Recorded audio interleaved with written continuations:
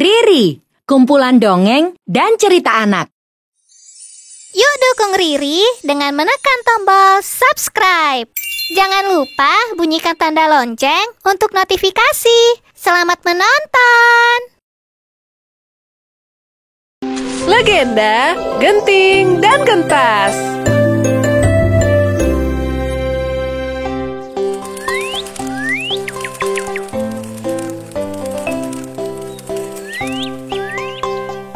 Bagus sekali, sesuai waktunya. Padi sudah menguning. Seperti tahun-tahun sebelumnya, panen padi kali ini sungguh melimpah. Jika terus-terus begini, aku bisa makan ikan setiap hari.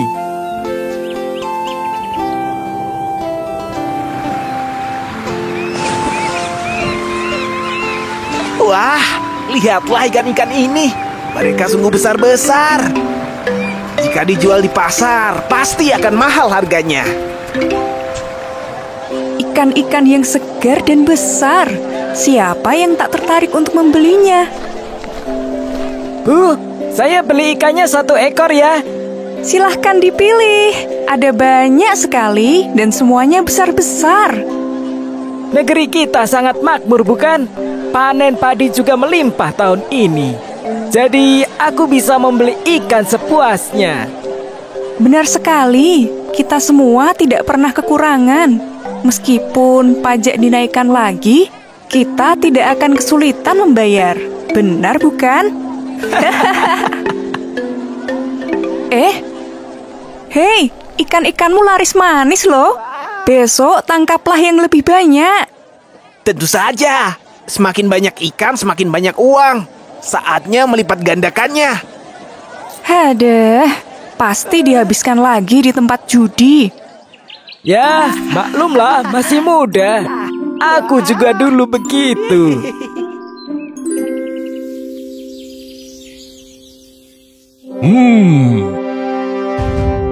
Baiklah, laporan tahun ini pun bagus sekali. Dengan begitu, kita bisa melakukan pesta rakyat 3 kali dalam setahun. Setelah ini, kosongkan gudang gandum kerajaan. Gunakan semuanya untuk pesta tahun baru. Biarkan rakyat bersenang-senang.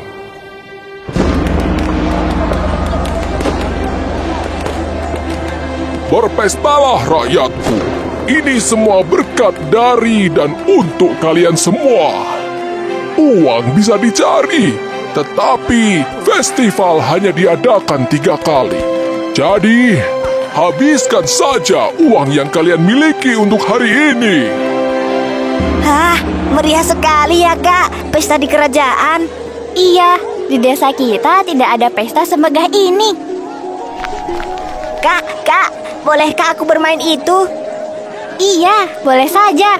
Sembari menunggu ibu berbelanja. Ini seru sekali. Genting, Gentas, ayo kita pulang. Ibu sudah selesai berbelanja. Baik, Bu. Kalian puas tadi bermain di pesta rakyat kerajaan Kutai? Iya, Bu. Tahun depan kita ke sana lagi ya, Bu. Ngomong-ngomong, apakah Ibu sudah membeli bahan-bahan yang Ibu cari? Sudah, Nak. Terima kasih ya sudah menemani Ibu belanja. Ibu membeli bibit padi yang berkualitas unggul. Menurut orang-orang, bibit ini hanya dijual di kerajaan. Tidak ada di pasar-pasar yang lain. Jika hasil panen kita berkualitas unggul, maka Ibu bisa memperoleh uang lebih banyak. Dengan demikian, Ibu bisa merawat kalian dengan baik. Semoga tahun ini pun panen kita bagus ya, Bu.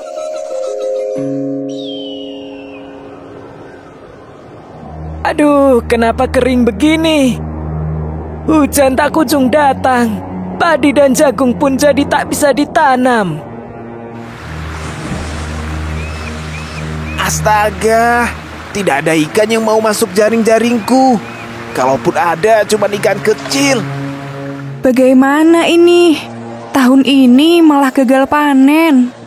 Selepas pesta tahun baru, hujan tak kunjung tiba. Sungai-sungai mengering. Apakah ini hukuman karena terlalu menghambur-hamburkan uang kita? Sebaiknya kita temui dulu Raja Kutai. Siapa tahu beliau mempunyai solusi untuk kekeringan ini. Situasi ini benar-benar sulit. Kami kekurangan makanan. Sekiranya kami memohon agar Raja bersedia membuka gudang makanan dan membagikan persediaan makanan untuk kami. Maaf rakyatku, namun dengan berat hati, aku mengatakan bahwa tidak ada sisa makanan di kerajaan ini. Semua sudah dikeluarkan pada pesta tahun baru kemarin. Lagi pula, krisis pangan ini juga terjadi karena petani tidak bisa menjaga ladang mereka dengan baik. Apa maksud Raja? Kami sudah bekerja sebaik mungkin. Percuma saja kita menemui Raja. Bukannya memberikan pencerahan, malah kita diceramahi. Aduh, sudah 2 tahun. Hujan tidak turun juga. Sawahku benar-benar kering. Pak, bagaimana panen Anda tahun ini? Kamu lihat sendiri, tanah begitu kering, tak bisa ditanami. Bagaimana nasib kita sekarang? Bahkan dukun sihir kepercayaan raja pun tak berhasil mengatasi hal ini. Sepertinya dewa murka pada negeri ini. Panas, haus, lapar. Kemana lagi kita harus mencari umbi, Kak? Sebaiknya kita cari minum dulu ya. Bertahanlah, Gentas. Sebentar lagi kita akan sampai. Itu dia mata airnya.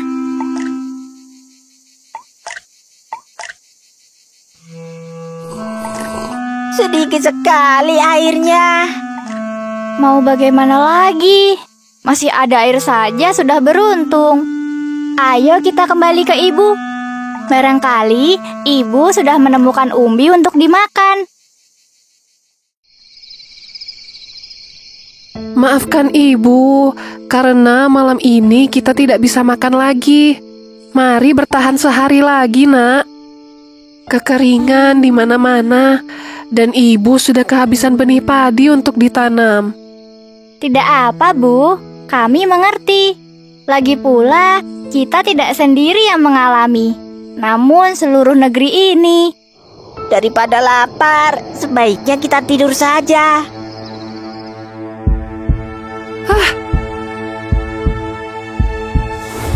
Aku mempunyai cara untuk mengatasi kekeringan. Korbankan kedua anakmu. Kubur mereka di 2 tempat yang berbeda. Dari kedua kuburan itu, nanti akan muncul tanaman yang bisa kau jadikan bibit ke depannya.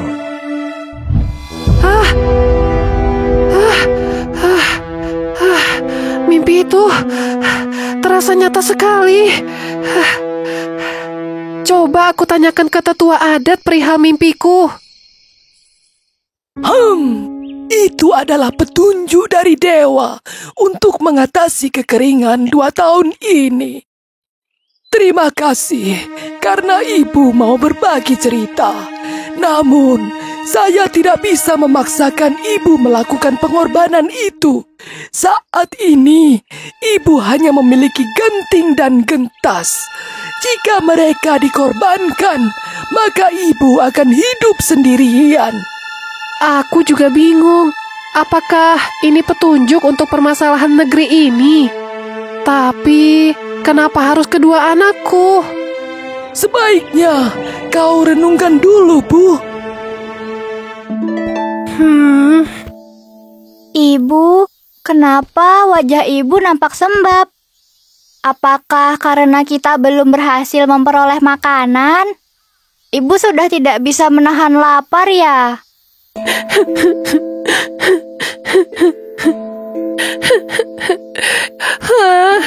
Ibu tak tega melihat kalian, nak. Kenapa, Bu? Ceritakanlah pada kami.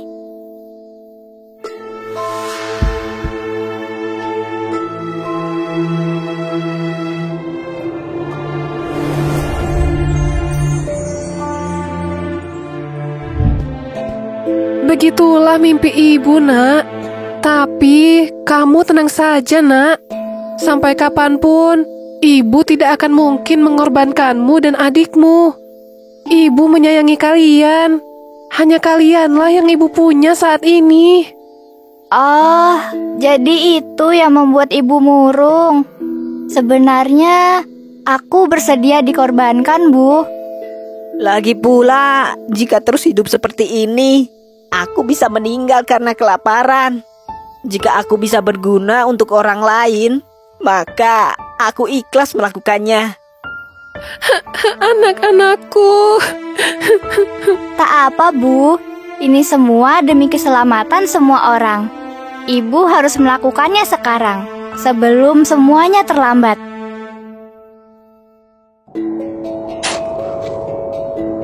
Kasihan ya Genting dan Gentas. Anak sekecil itu berkorban untuk kita semua.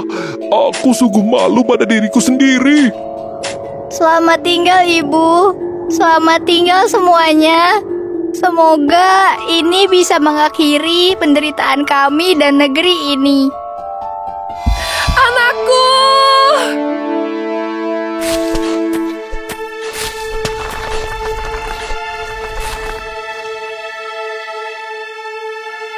Tumbuhlah dengan subur, anakku. Kau telah dirawat oleh rakyat negeri ini. Semua orang menanti kehadiran kalian. Mimpi itu terwujud. Terima kasih anak-anakku. Semoga ini adalah permulaan yang baik untuk negeri ini. Dengan bibit ini, negeri ini akan bangkit dari bencana kekeringan.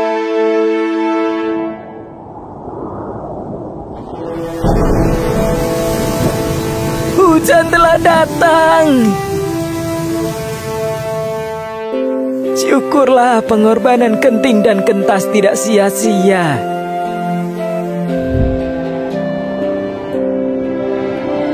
Negeri kita telah kembali subur, Kak. Semoga mereka bisa mengambil hikmah dari semua ini, supaya tidak menghambur-hamburkan harta dan selalu bersiap untuk segala keadaan. Kisah Ambun dan Rimbun. Hups. Rimbun, ayo kita pulang. Sudah cukup kayu bakarnya. Baik, Kak. Tunggu sebentar. Mau coba adu berlari sampai rumah? Yang menang boleh ambil lauk lebih banyak. Boleh, siapa takut? 1, 2, 3.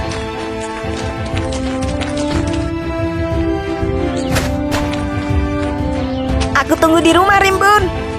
Tak akan kubiarkan Kak Ambun menang.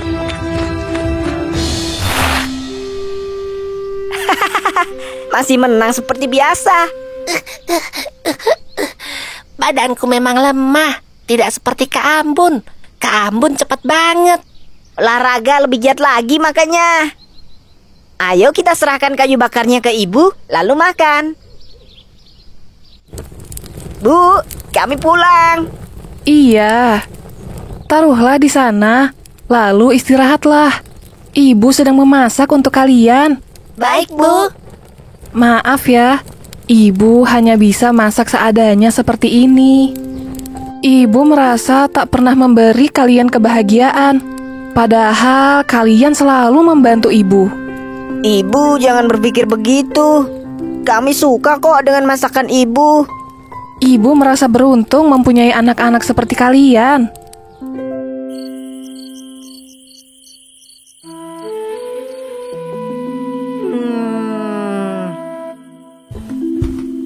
Kak Ambun sedang memikirkan apa? Setelah aku pikir-pikir, sebaiknya aku pergi merantau untuk membantu ibu. Merantau? Iya, demi kehidupan yang baik seperti tetangga kita yang merantau. Kalau begitu, aku ikut dengan kakak. Sebaiknya jangan. Siapa nanti yang menjaga ibu? Jika kita berhasil bersama, maka kita akan pulang merantau lebih cepat, Kak. Baiklah, kita coba sampaikan pada ibu. Merantau? Iya, Bu. Kami mohon izin ibu untuk kami pergi merantau. Ini semua demi kebahagiaan ibu. Jangan khawatir, kami akan kembali setelah kami berhasil dan akan membahagiakan ibu. Kalian semua sudah remaja.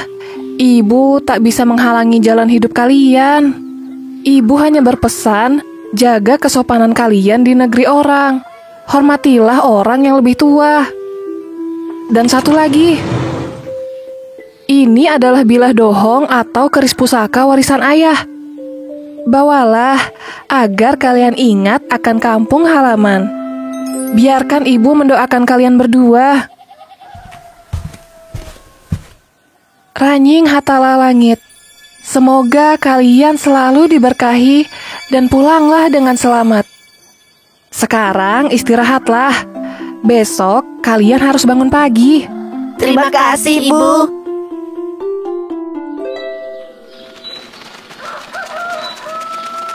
Kami pergi dulu, Ibu.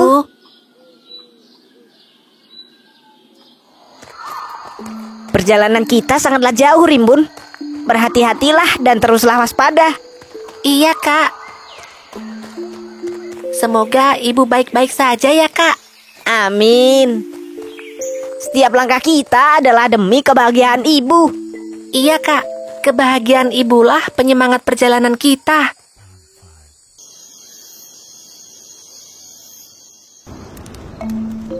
Bagaimana, Rimbun? Kau masih kuat? Kau tampak pucat. Masih kok, Kak.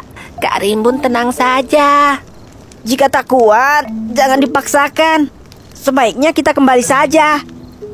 Jangan begitu, Kak. Kita sudah separuh jalan lebih.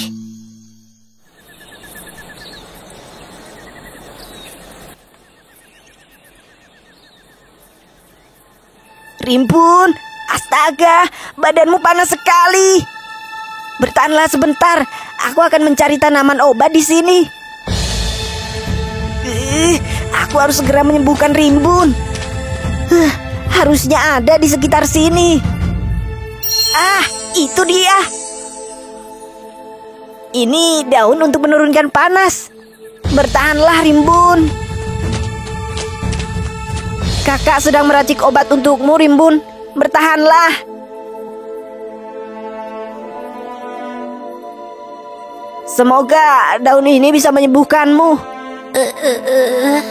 Terima kasih, Kak. Namun, sepertinya aku tak bisa menemani Kak Ambun lagi. Aku sepertinya akan menyusul ayah. Rimbun, jangan berkata begitu. Rimbun!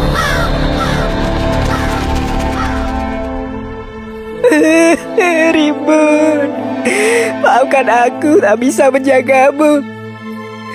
Tak akan kusia-siakan pengorbananmu. Semangatmu akan terus hidup di bilah dohong ini.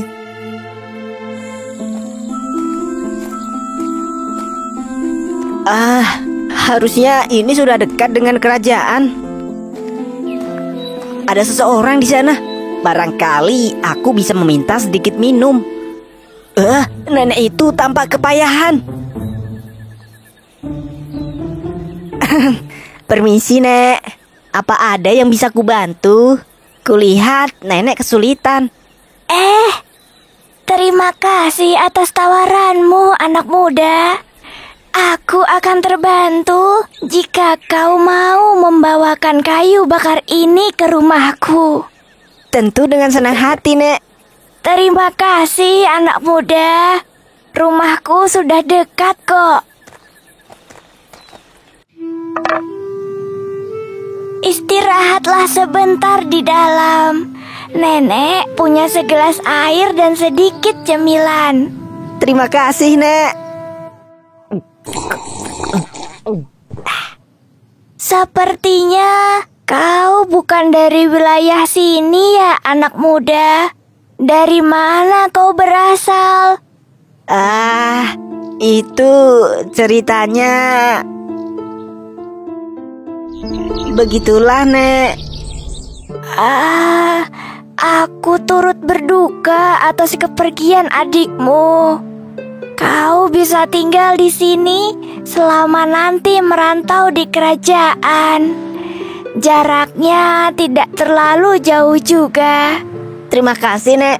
Aku juga akan membantu Nenek selama di sini. Nek, kuletakkan di sini ya. Terima kasih, Ambun. Permisi, Nek. Aku datang membawa bahan makanan dari kerajaan. Iya, terima kasih. Berkat kepedulianmu, aku masih bisa bertahan hidup. Terima kasih. Sama-sama, Nek. Saya juga ingin menyampaikan, jika ada sayembara memetik melati 2 hari lagi di kerajaan, yang nantinya akan diikuti oleh para pangeran. Ku terima informasimu. Jika ada waktu, aku akan melihatnya. Baiklah, kalau begitu saya pulang dulu, Nek. Nek, apakah tadi orang kerajaan? Kenapa bisa ke sini? Jadi sebenarnya aku adalah bagian dari keluarga kerajaan Sang Sambarati. Dulu aku merupakan salah satu putri kerajaan, hingga aku menikahi mendiang suamiku yang hanya rakyat biasa.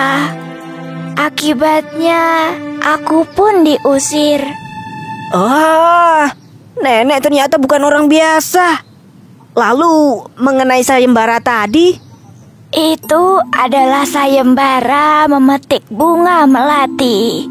Barang siapa yang bisa mengambil bunga melati yang ada di atap kerajaan dengan melompat dari halaman istana, maka ia akan diizinkan mempersunting putri kerajaan. Sepertinya aku harus ikut sayembara itu, Nek. Tapi akan ada hukuman bagi yang gagal melakukannya, Ambun. Aku tak ingin kehilangan orang yang sudah kuanggap seperti cucuku sendiri. Jangan khawatir, Nek. Semoga dengan benda pusaka peninggalan ayah, aku bisa melakukannya. Baiklah, Nenek hanya bisa mendoakanmu. Para pangeran dari berbagai kerajaan belum ada yang mampu melakukannya ya. Hai pemuda, kau serius mau mengikuti sayembara ini? Kau sudah siap menerima hukuman membayar denda, ha? Dengan doa dan semangat orang-orang terdekatku, aku pasti bisa melakukannya. Baiklah. Ya! Aku berhasil.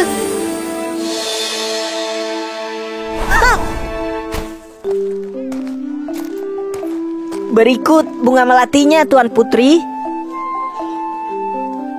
Sesuai dengan janjiku, barang siapa yang berhasil memetik bunga melati dengan melompat ke atap kerajaan, maka ia berhak mempersunting putriku. Sekarang sudah ada pemenangnya.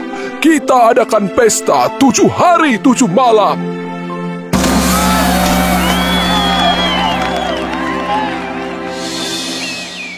Begitulah, Bu.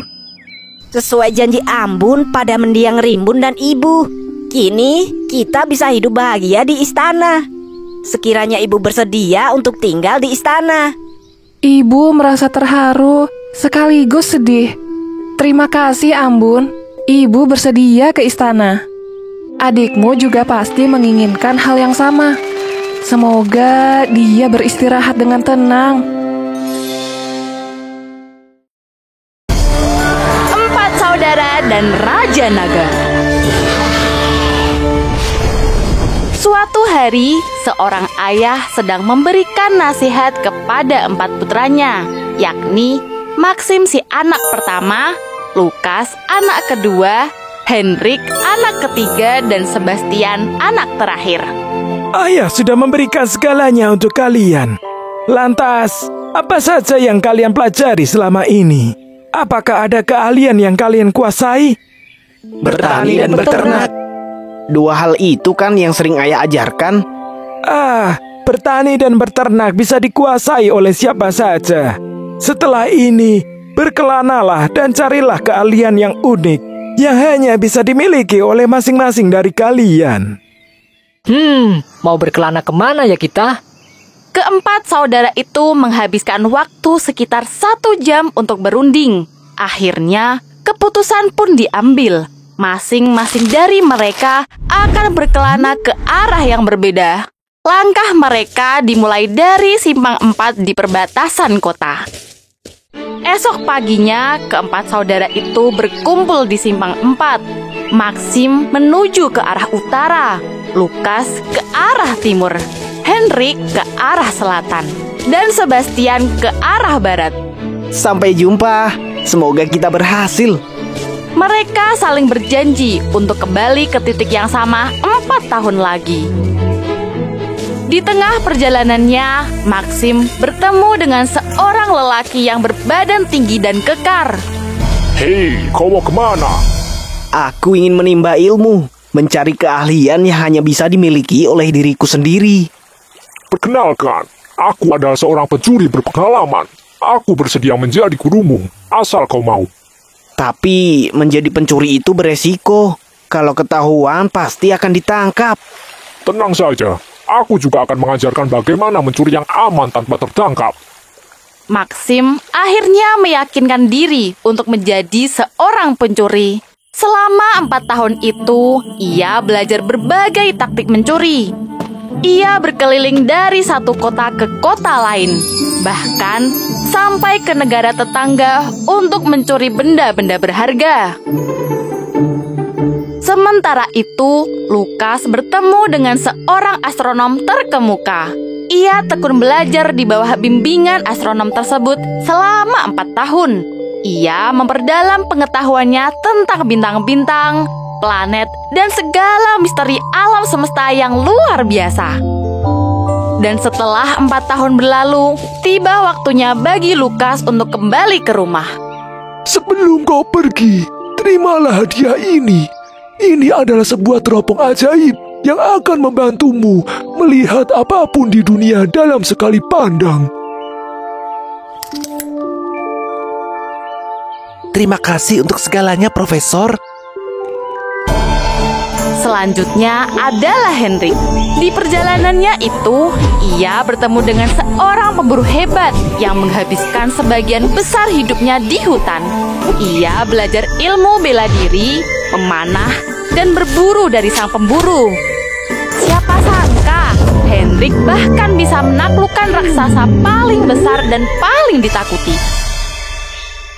Setelah 4 tahun berlalu, Henrik juga mendapatkan sesuatu yang berharga dari gurunya. Bawalah busur panah ajaibku ini. Tolong jagalah dengan baik. Dengan busur ini, kau pasti bisa mengenai target tanpa pernah meleset. Terima kasih, Guru. Saya berjanji akan menjaga busur panah ini sebaik mungkin.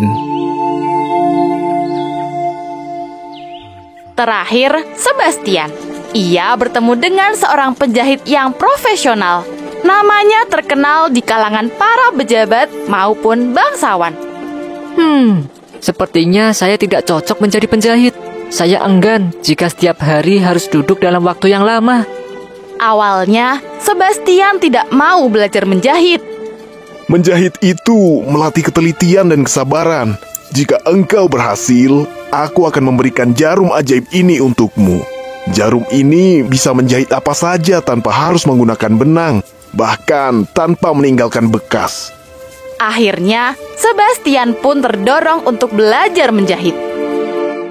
Setelah 4 tahun berkelana, Maxim, Lukas, Henrik, dan Sebastian menepati janji mereka masing-masing.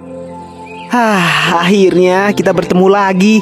Aku benar-benar tak sabar ingin berbagi cerita dengan kalian. Aku juga, Kak. Ayo kita segera pulang. Aku sudah rindu pada ayah. Keempat kakak beradik itu akhirnya tiba di rumah dan bertemu dengan ayah mereka. mereka duduk di bawah pohon kesayangan sambil berbagi kisah tentang perjalanan mereka selama 4 tahun. Tak hanya itu, mereka juga memamerkan keahlian mereka. Lihatlah, ada sarang burung di atas sana. Tanpa harus naik ke atas, apakah ada yang tahu berapa jumlah telur di sarang burung itu?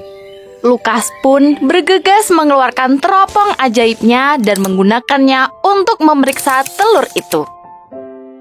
Ada 5 ya? Sekarang, ambil salah satu telur itu tanpa sepengetahuan si induk. Ah, aku bisa ya. Benar saja, Maxim bisa mengambil telur itu tanpa mengalami kesulitan sedikit pun. Telur burung itu kini sudah berada di tangan Maxim. Apakah ada di antara kalian yang bisa membelah telur itu tanpa melukai tangan Maxim maupun burung yang ada di dalamnya? Aku bisa ya. Untungnya, Henrik berhasil memanah telur itu dengan tepat sasaran. Terakhir, ayah minta agar telur itu dijahit lagi tanpa melukai si anak burung. Serahkan saja padaku ya. Dengan menggunakan jarum ajaibnya, Sebastian berhasil melakukan permintaan ayahnya. 1 minggu kemudian, telur-telur itu menetas, seolah tidak pernah dibelah dan dijahit sebelumnya. Sang ayah pun bangga pada anak-anaknya itu. Kalian benar-benar membuat ayah bangga. Ayah berpesan, jagalah keahlian kalian baik-baik. Siapa tahu hal itu akan berguna untuk menolong sesama kalian. Waktu demi waktu berlalu. Suatu hari terjadi hal yang menggemparkan seluruh warga. Tuan Putri telah diculik oleh naga yang jahat. Seluruh kerajaan pun heboh dibuatnya. Karena itulah raja mengerahkan para prajurit untuk menemukan sang Tuan Putri. Sudah 2 minggu Tuan Putri diculik. Sayangnya, tidak ada satupun yang berhasil menyelamatkannya. Usaha mereka gagal, dan hal ini membuat raja menjadi marah besar. 2 minggu telah berlalu, dan putriku masih belum ditemukan. Bagaimana ini bisa terjadi? Maaf Baginda, namun para prajurit kerajaan tidak ada yang tahu di mana sarang naga itu, sehingga mereka tidak bisa mencari Tuan Putri. Bagaimana jika kita membuat sayembara saja, Baginda? Aku rasa itu adalah ide yang bagus. Baiklah, aku setuju. Pengumuman sayembara pun disebarkan ke seluruh negeri. Saat itu, Maxim, Lukas, Henrik, dan Sebastian kebetulan sedang berjalan bersama. Ada sayembara. Siapa saja yang bisa menemukan dan menyelamatkan Tuan Putri, maka akan diangkat menjadi menantu raja. Keempat saudara pun sepakat untuk mengikuti sayembara tersebut. Kami hendak mengadu nasib menyelamatkan putri raja dari Raja Naga yang jahat ya. Doakan kami ya. Baik anak-anakku, semoga kemampuan yang kalian miliki bisa berguna dengan baik. Misi penyelamatan telah dimulai.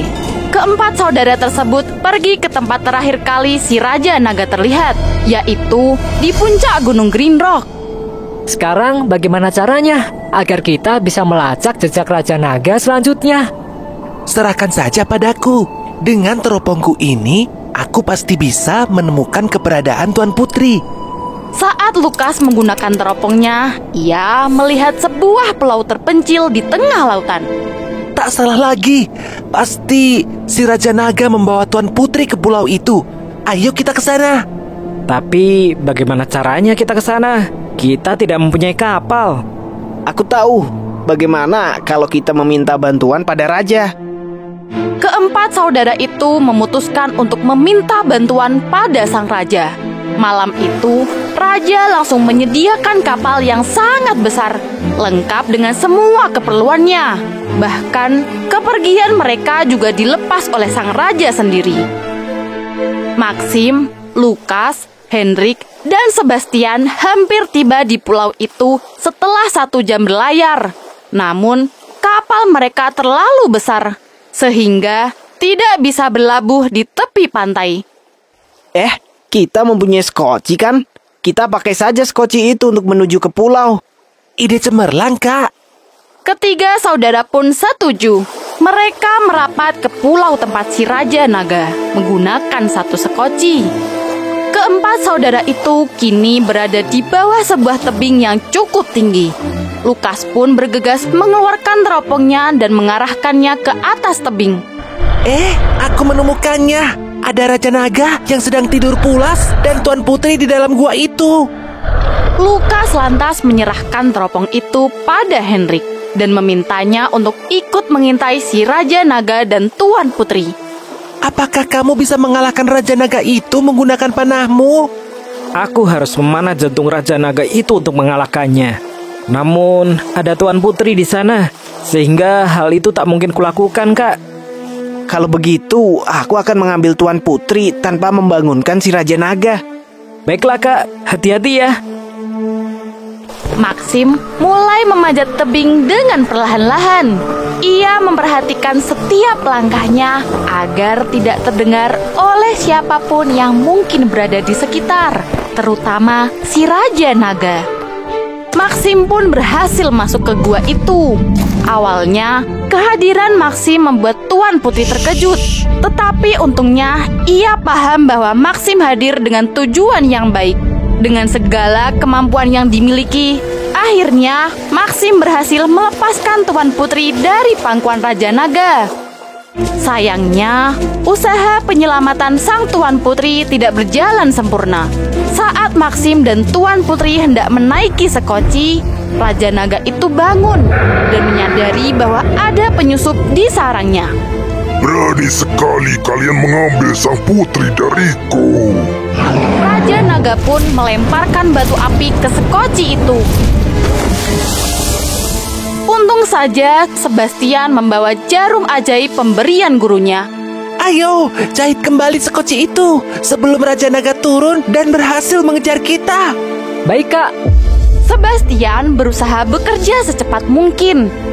Namun, belum sempat sekoci selesai, si Raja Naga sudah menuruni tebing dan bersiap untuk menerkam mereka semua. Aku tidak akan membiarkanmu menyakiti siapapun.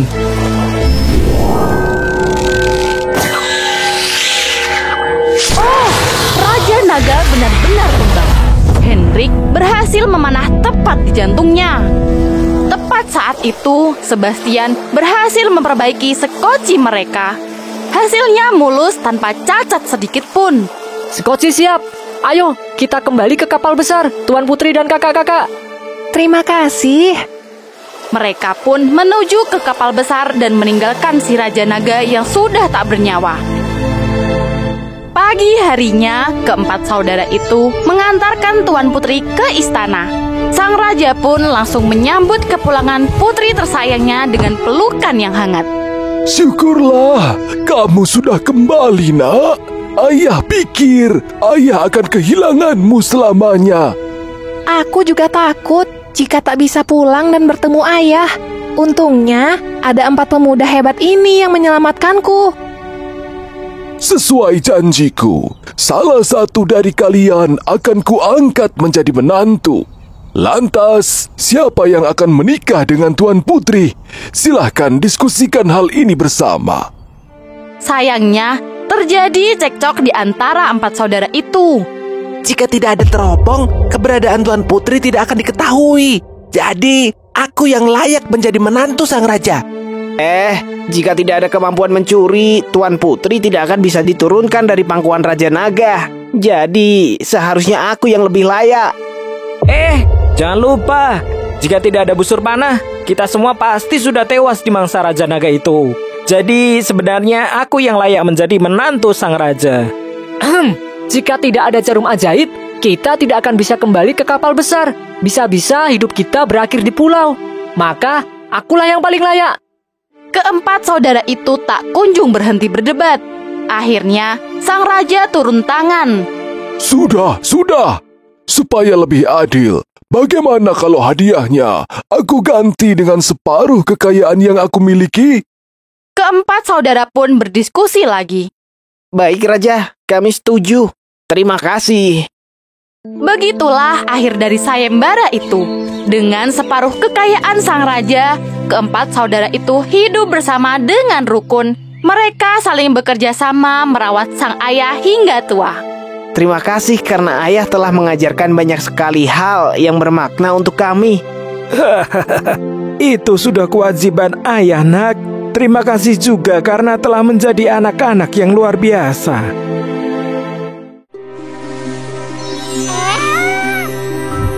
Putri Kecil dan Labu Ajaib. Ayah, apakah aku benar-benar tidak boleh ikut? Kali ini, ayah pergi agak lama. Nanti ada Bibi Ika yang akan menemani Putih di rumah. Loh, bukankah dulu kamu sangat suka jika Bibi dan anaknya menginap di sini? Tapi ayah... Sudah, ayah berangkat dulu ya.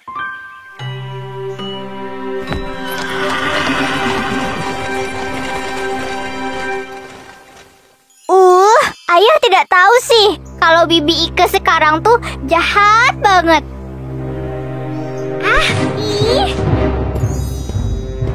Putih, apa yang kamu lakukan? Bibi. Kamu mau merusak sapu itu? Bibi sudah sering bilang, jangan nakal. Ayahmu bekerja keras mencari uang, tapi kamu malah sukanya merusak barang. Ibu, baju pestaku sudah jadi. Lebih baik minta dia pergi ke penjahit saja, Bu. Baju pestaku kan harus diambil hari ini. Oh iya, hampir saja ibu lupa. Putih, kamu sudah dengar kan? Kamu boleh pergi sekarang. Tapi ingat, itu baju yang sangat mahal. Jangan sampai rusak. Kamu kan bisa ambil sendiri.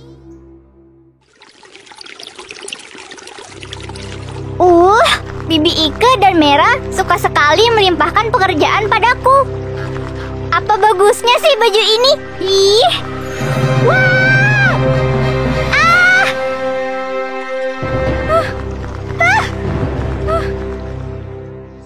Apa? Bajuku hanya di sungai. Ibu, gimana ini? Duh, jangan menangis, Nak. Merah, kamu bisa pinjam bajuku?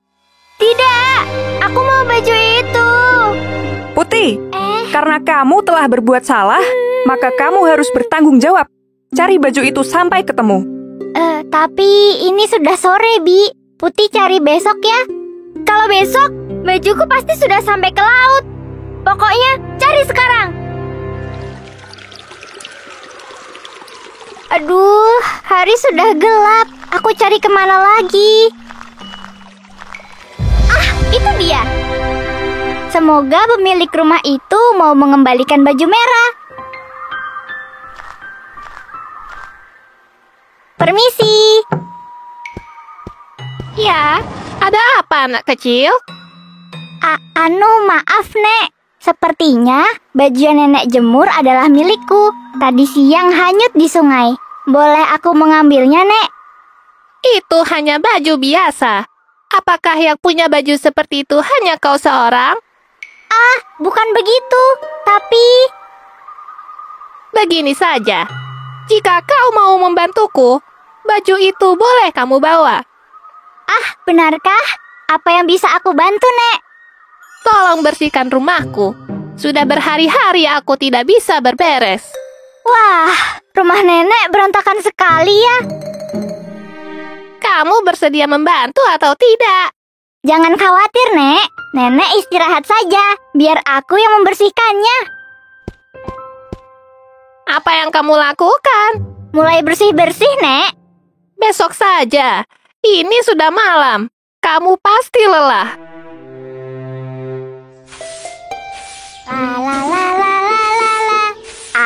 Kalau cuman bersih-bersih, sangat mudah bagiku. Ada manfaatnya juga. Bibi Ike selalu memintaku bersih-bersih. Anak itu sungguh rajin. Aku ingin sekali memberinya hadiah. Nah, sudah bersih sekarang. Tak ada lagi debu. Wah, bersih sekali rumahku. Aku sama sekali tidak percaya ini. Nenek, Sesuai janjiku, ini bajumu. terima kasih, Nek. Aku punya satu hadiah lagi untukmu. Di antara dua labu ini, pilihlah yang kamu suka. Nenek tak perlu repot-repot. Nenek sudah mengembalikan bajuku saja, aku sudah bersyukur. Tidak apa, ambillah. Aku melihat kau bekerja keras dan pantas mendapatkannya. Baiklah, kalau begitu aku ambil yang kecil, Nek. Bukankah yang besar itu lebih bagus? Tidak, Nek. Yang kecil saja sudah lebih dari cukup untukku. Terima kasih, Nek. Sampai jumpa. Padahal labunya kecil, tapi kok berat sekali ya?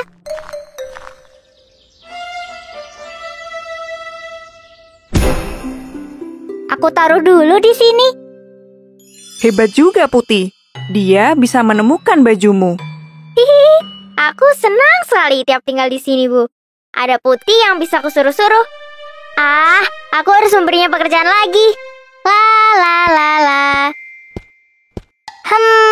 Mau diapakan ya labu ini? Aku jadikan bubur saja. Wah! Cahaya apa itu? Wow, labu ini berisi perhiasan. Wah, berikan perhiasan itu padaku. Merah. Ibu, kemarilah. Akhirnya kita bisa kaya seperti paman. Astaga, dari mana kau mendapatkannya, Putih? Aku mendapatkannya dari seorang nenek, Bi. Kemarin, saat mencari baju merah, aku bertemu seorang nenek. Dan dia yang memberikan labu itu. Jangan bohong. Perhiasan sebanyak itu tidak mungkin diberikan cuma-cuma. Iya. Nenek memberikannya sebagai hadiah karena aku membantu bersih-bersih. Menarik. Merah, pergilah ke rumah nenek itu dan lakukan seperti yang dilakukan Putih. Baik, Ibu. Aku akan ambil labu yang paling besar. Nenek, aku Merah. Putri yang paling cantik. Izinkan aku masuk. Nek, rumah ini kotor sekali. Aku akan membersihkannya. Emas.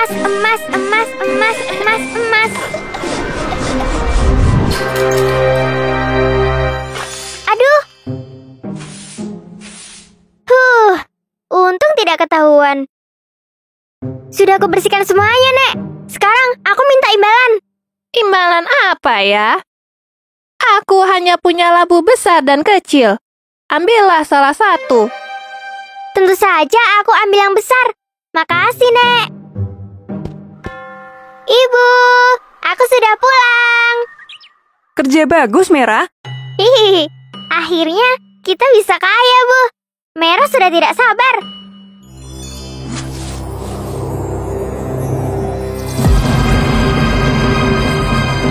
Wah, kenapa isinya ular? Ibu, mereka mengejar kita. Lari, Merah. Kita pulang saja. Isinya ular, benarkah? Astaga, itu kan perhiasan. Padahal ada sebanyak ini. Kok mereka lari ya? Ayah pulang. Ayah? Kenapa sepi sekali? Itu. Jadi Bibi Ike dan Merah suka sekali menyuruh-nyuruh aku. Berani-beraninya mereka berbuat jahat pada putriku. Tenang, Ayah. Berkat mereka, kita jadi punya perhiasan 2 kali lebih banyak. Iya, kamu benar anakku. Bagaimana kalau perhiasan itu kita gunakan untuk membeli rumah di kota? Putih setuju? Setuju. Dengan begitu, Ayah tidak perlu mondar-mandir dari desa ke kota, kan? Benar, mari kita tinggal bersama di kota. Asik, aku sayang Ayah.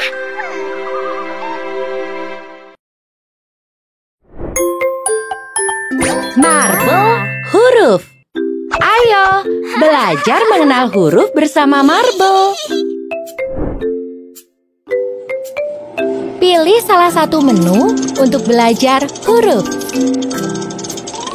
Belajar huruf kecil. Huruf A. Hebat! Belajar huruf dan benda. E.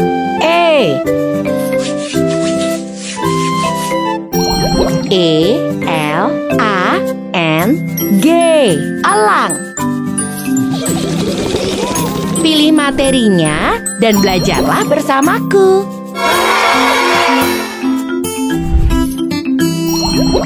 Yuk, download aplikasinya di Google Play Store atau App Store.